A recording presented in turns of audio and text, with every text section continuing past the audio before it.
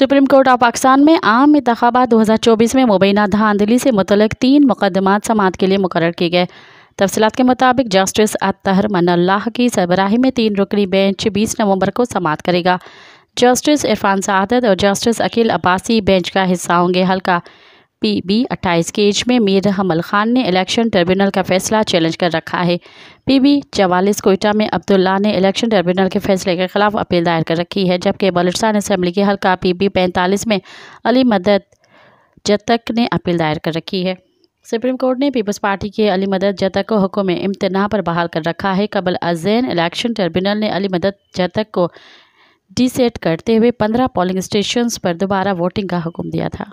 मज़ीद ख़बरन ऐं तफ़सीलात लाइ विज़िट कयो असांजी वेबसाइट www.awamiNewsHD.com ऐं ॾिसंदा रहो अवामी न्यूज़ HD।